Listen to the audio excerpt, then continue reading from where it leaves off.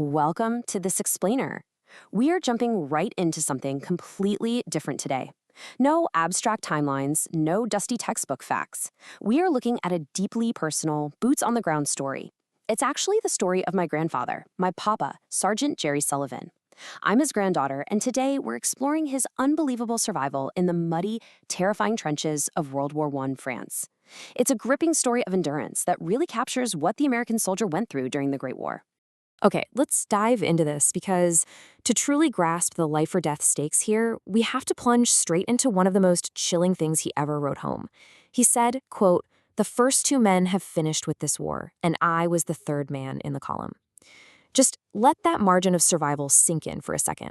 We're talking mere inches and a fraction of a second separating my grandfather from, well, the end of his life. It's absolutely wild to think about. So, you might be wondering, how exactly do we even have this account? Well, this harrowing story comes directly from a letter he penned on April 25, 1918. It was actually published on the front page of the Peterborough Transcript, reaching the quiet, tight-knit paper mill community of Bennington, New Hampshire. It acts as this fascinating bridge, connecting the unimaginable horrors of the Western Front straight to the peaceful, distant American home front. To really wrap your head around the surreal nature of this correspondence, think about the sheer contrast between these two men. On one hand, you've got the likely recipient of the letter, Frank Hart. Frank's a 54-year-old machine tender, safely working the line at the New Hampshire paper mill, heading home to his wife Annie every single night. On the other hand, there's Jerry, a National Guard sergeant literally dodging artillery in the mud-soaked reality of Europe, jumping all over the countryside. Two entirely different worlds, tethered together by one fragile piece of mail. And Jerry's letter reveals so much about his humility and the incredibly frustrating military bureaucracy of the time. He'd actually been demoted from first sergeant down to duty sergeant. Why? Just because a new company commander, a Plattsburgh lieutenant, was brought in and older officers were pushed down the ranks to make room. Jerry humbly asks Frank to just drop the first from his mail address. It shows this quiet, almost humorous resignation to the Army's red tape. But honestly, Army bureaucracy was the absolute least of his worries. What the military considered a quiet sector was, well, actually, scratch that. It wasn't quiet at all. It was a visceral nightmare. Imagine wearing a heavy wool uniform in a freezing swamp, trudging through water up to your neck. It was so bad the men had to fasten heavy rubber hip boots directly to their waist belts just to move around. And their dugouts had to be manually pumped of water 3 times a day. Even when they were supposedly resting, it was a miserable ordeal. And that so-called rest never lasted long anyway. As Jerry writes, "We have been jumping around the country like checkers on a checkerboard." They were constantly on the move, never staying in one place long enough to even get their mail censored. And it was right during one of these supposed resting periods that they got the fateful call. Word came down that the squareheads, their term for the German forces, were making things nasty up front. Jerry's company was ordered to move out immediately. This is where the tension really ramps up. Their night march toward the front happened in 3 terrifying phases. First, they take their carts and mules as far as they dare, right into enemy artillery range. Second, they ditch the carts and blindly follow local guides into the pitch-black night. Finally, they hit this wide-open, completely vulnerable space, and they just have to sprint for the safety of the trench. And right as they are crossing that dark, open space, bam, 88, an incoming artillery shell, which Jerry identifies as an 88, lands squarely at the head of their column. The blast is sudden, it's deafening, and it violently throws the men to the ground. Jerry later wrote that the explosion left his old bean ringing just like a bell. The immediate aftermath was just pure chaos. The human cost was instantaneous. The man marching right in front of Jerry was badly hurt and tragically died from his wounds. The local guide leading them was blown entirely off the road.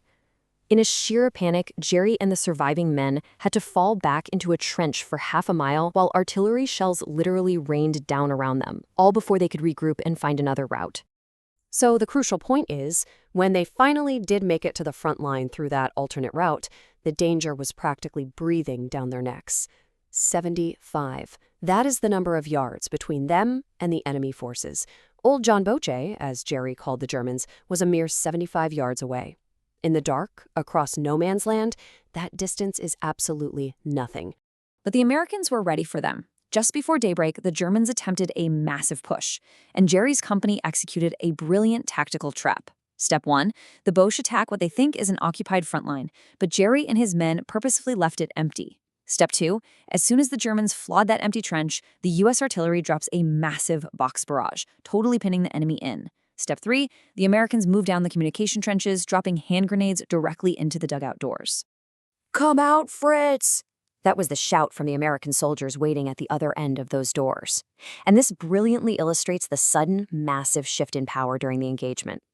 The surviving German soldiers, realizing they'd walked right into a trap, came out cowering. They emerged with their hands high over their heads, surrendering entirely to Jerry and his fellow Yanks. But the horror of that morning wasn't over, not even close. As the American forces took the prisoners back to be searched, this brutal, sickening irony unfolded. Hellfire. The German artillery realized their own men had been captured, so they began shelling them, right where they stood. For 3 agonizing hours, the enemy rained fire down on their own prisoners. It was such a mess that U.S. hospital men actually had to step in and provide first aid to the injured Germans who had literally just been trying to kill them. While guarding them, Jerry made some really fascinating observations. He noticed this huge physical and psychological divide among the prisoners. Some were clean-cut, tall, and straight as a stick, while others were, in his words, puny and cowardly. And intriguingly, the prisoners revealed that while they were well-fed on the front lines, the soldiers stuck in the rear were practically starving. It's this incredible, real-time glimpse into the failing logistics of the German war machine. That desperation translated into relentless, ferocious fighting. 6. That is the number of times the Germans violently tried to push Jerry's company off that hill in a single afternoon. Over the course of a staggering 3-day battle, the enemy threw absolutely everything they had at the American lines. Now, what's really interesting about his account here is the immense pride and fierce determination it captures. He wrote home saying, "I guess those square heads know what a Yank is made of now, all right." His companies suffered casualties. They lost good men, but they didn't lose a single inch of ground. In fact, their officers literally had to hold the men back from charging out of the trenches to fight the enemy with their bare fists. That is the level of raw, adrenaline-fueled anger they felt.